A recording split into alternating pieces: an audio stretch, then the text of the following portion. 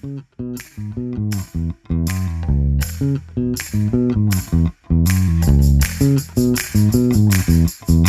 is the other assembly. I have not taken it apart yet. Highly recommend leaving this together until you completely reassemble the first one that was taken apart.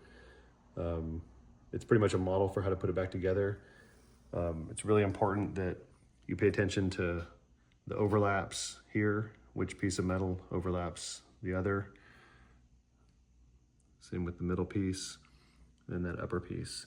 The other important thing on this upper piece, you can see if I turn this sideways, this piece of metal here slips in between the two folded pieces of metal, so it's kind of hard to see. You can see how it goes up in between there. So those are things that are easy to forget if you don't have lots of pictures and or a model assembly like this one to basically copy.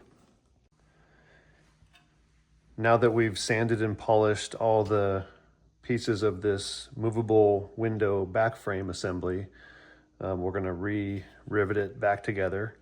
So what I've done so far is I've put a little bit of sealant. I use this Trim Glaze U1600 polyurethane sealant. It's UV resistant, flexible, it has good adhesion to the aluminum, so it should last a long, long time. So I use that for any caulking of the corners.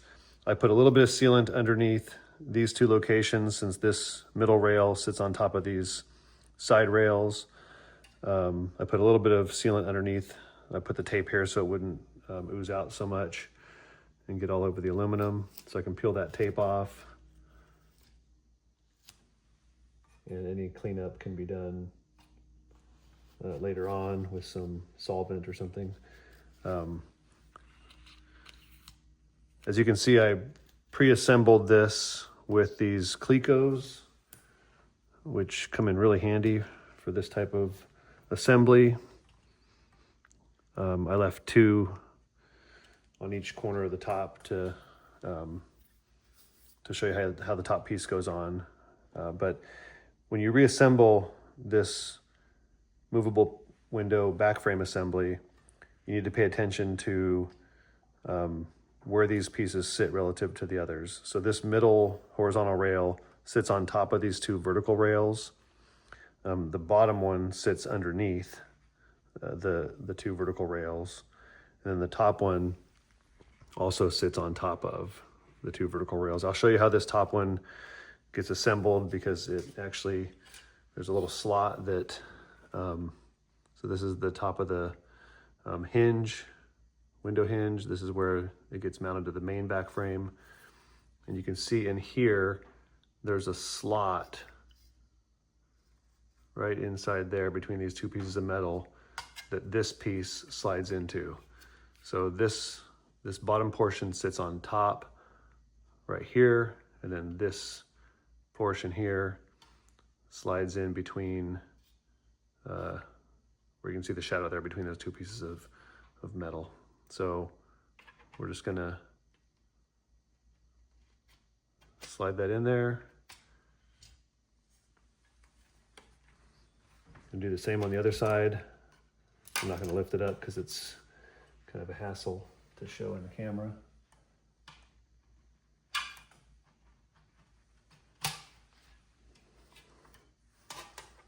And then we're gonna put a couple Clecos in here just to hold it temporarily. And once the Clecos are in, we can start to install the new rivets. So I have 2 sizes of rivets that I can use. I got from Hanson Rivet. The one, I'll put them in order here. The one on the top, as you can see, is the C1-4 ST aluminum rivet. These are semi-tubular rivets. They're aluminum. They have a oval head. They're 1/8 inch diameter, and the 4 represents the length, 4 32 inch long. And then the second pack of rivets I have are 5 32 inch long. So you can see the two sizes here. The one on the left is the number 4. The one on the right is the number 5. So most of the pieces will accept the number 4 rivets, but if I feel like I need more clinch area, I will use the number 5s. So those are the number 4s there. I'll keep the 5s over here in case I need some.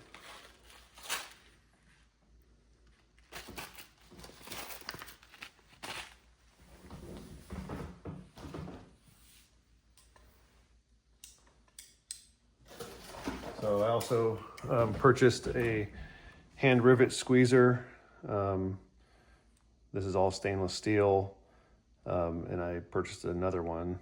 Unfortunately, the shaft on this one leans out to the side as you engage it. It still works for these aluminum rivets, but the stainless steel rivets end up squeezing kind of sideways, kind of crooked. I purchased this one from Hansen Rivet. It's a 2-inch by 2-inch yoke, whereas this one is I believe it's a 1 1/4 by 1 1/2-inch yoke. So I like this one because it gets into some tight places.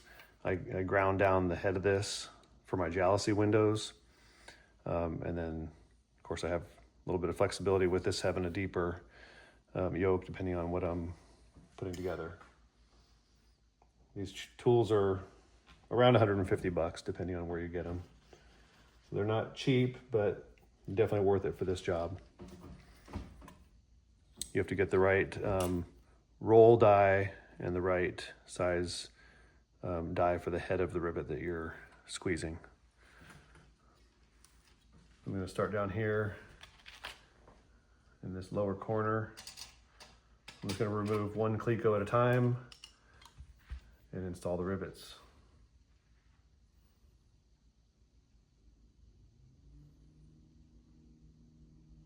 I'm going to go with the number 4s.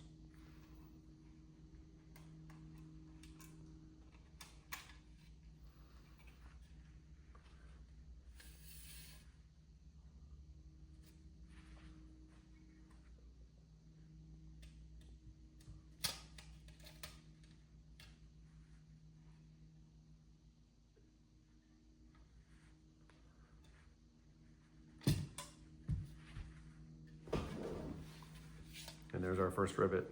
You can see the rivet head there, nothing too exciting, right here by my thumb. And then the rolled portion right here by my finger.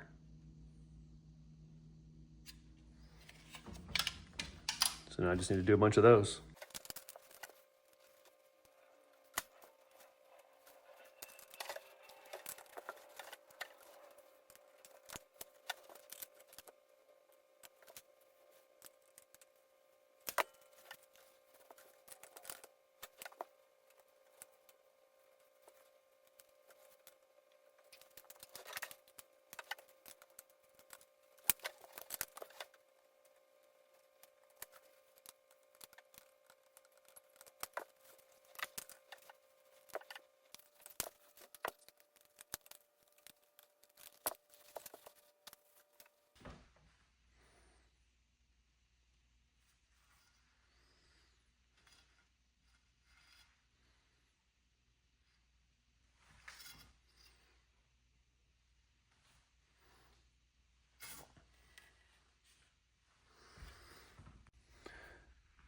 I ended up using the number 5 rivets, the ones that are 5 32 inch long.